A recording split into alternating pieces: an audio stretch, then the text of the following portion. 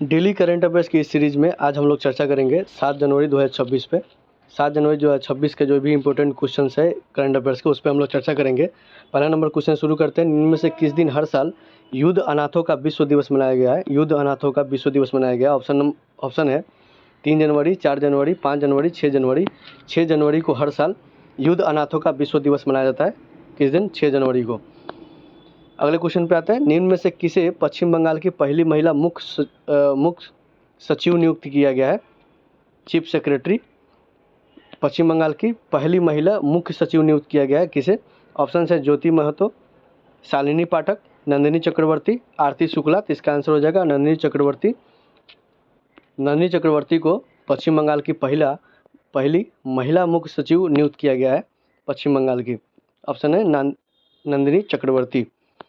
Question number 3, white bellied heron के संरक्षण की चिंताओं के बीच कलाई द्वितीय हाइड्रो पावर प्रोजेक्ट की मंजूरी दी गई है। यह किस राज्य में स्थित है? व्हाइट बेलिड हेरॉन के संरक्षण के लिए इसको रोका गया था, लेकिन इसी बीच कलाई द्वितीय हाइड्रो पावर जो प्रोजेक्ट है उसको मंजूरी दे दिया गया है। किस राज्य में स्थित है? ऑप्शन है तमिलनाडु, अरुणाचल प्रदेश, मध्य प्रदेश, बिहार। ये अरुणाचल प्रदेश में है और ये लोहित नदी पे है।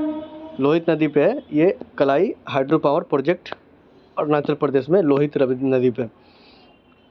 अगले क्वेश्चन पे आते हैं। Question number 4, Ursula von der Leyen और एंटोनियो कोस्टा का संबंध किससे है जिन्हें भारत में गणतंत्र दिवस 2026 का मुख्य अतिथि के रूप में आमंत्रित किया गया है?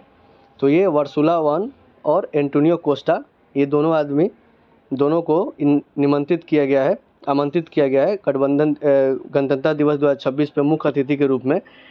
और ऑप्शन है यूरोपीय यूनियन, संयुक्त राष्ट्र, आसियान या IMF। तो ये यूरोपीय यूनियन के प्रेसिडेंट है दोनों, और इनको मुख्य अतिथि के रूप में आमंत्रित किया गया है गणतंत्र दिवस 2026 पे। चलिए अगले क्वेश्चन पे आते हैं। क्वेश्चन है 5, निम्न में से किसने समुद्री सुरक्षा, आपदा प्रतिक्रिया और आपातकालीन प्रबंधन को बेहतर बनाने के लिए अंडमान निकोबार द्वीप समूह में इंटीग्रेटेड सिक्योरिटी हब लॉन्च किया है? इंटीग्रेटेड सिक्योरिटी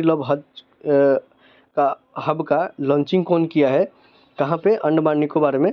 तो ऑप्शन है द्रौपदी मुर्मू, राजनाथ सिंह, नरेंद्र मोदी, अमित शाह। तो इसका जो लॉन्चिंग है ये अमित शाह किए हैं। कहाँ पे? अंडमान निकोबार आइलैंड पे। और ये इंटीग्रेटेड सिक्योरिटी हब का लॉन्चिंग किया हुआ है। किस लिए? तो ये समुद्री सुरक्षा, आपदा प्रतिक्रिया और आपातकालीन प्रबंधन को बेहतर बनाने के लिए अंडमान निकोबार में अमित शाह ने लॉन्चिंग किया है। निम्न में से कौन हाल ही में नियुक्त किए गए संयुक्त राष्ट्र सुरक्षा परिषद के अस्थायी सदस्यों में शामिल नहीं है?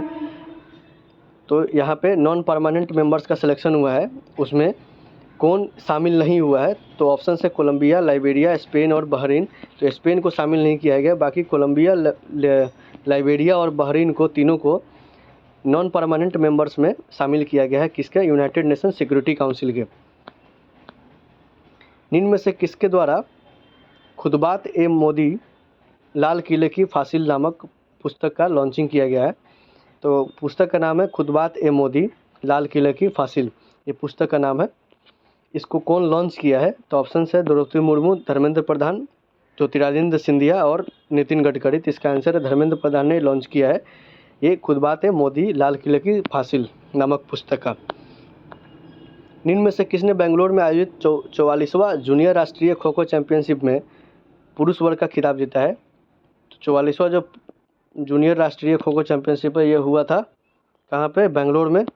और इसका पुरुष वर्ग का खिताब कौन जीता है? तो ऑप्शन है कर्नाटका, तमिलनाडु, बिहार, महाराष्ट्र। तो इसका आंसर हो जाएगा कर्नाटका। कर्नाटका हाल ही में 44वां जूनियर राष्ट्रीय खो खो चैंपियनशिप में पुरुष वर्ग का खिताब जीता है। ऑप्शन नंबर हो जाएगा ए। RK श्री कुमार को संगीत कला निधि पुरस्कार 2026 से सम्मानित किया गया, वो किस वाद्य यंत्र से संबंधित है? ऑप्शन है गिटार, संतूर और बांसुरी या वायलिन। तो इसका आंसर हो जाएगा वायलिन। ये RK श्री कुमार संगीत कला निधि पुरस्कार जीते हैं 2026 में, और ये वायलिन से संबंधित है, वायलिन वाद्य यंत्र से संबंधित है। मनोज कोठारी का 67 साल की आयु में निधन हो गया है, वो किस खेल से संबंधित है? मनोज कोठारी का हाल ही में निधन हो गया है, वो किस खेल से संबंधित है? ऑप्शन है बैडमिंटन, फुटबॉल, बिलियर्ड्स या टेनिस।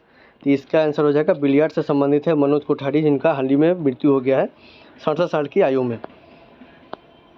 निम्न में से किस देश ने हाल ही में तैमूर नामक एयर लॉन्च क्रूज मिसाइल का सफल परीक्षण किया है?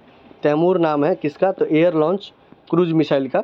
और ये किस देश ने हाल ही में सफल परीक्षण किया है? तो ऑप्शन से कतर, पाकिस्तान, मंगोलिया, बांग्लादेश। तो इसका आंसर हो जाएगा पाकिस्तान। पाकिस्तान में तैमूर नामक एयर लॉन्च क्रूज मिसाइल का सफल परीक्षण किया गया है। हाल ही में किस राज्य में दृष्टिबाधित लोगों के लिए पहली ब्रेल लाइब्रेरी शुरू की गई है?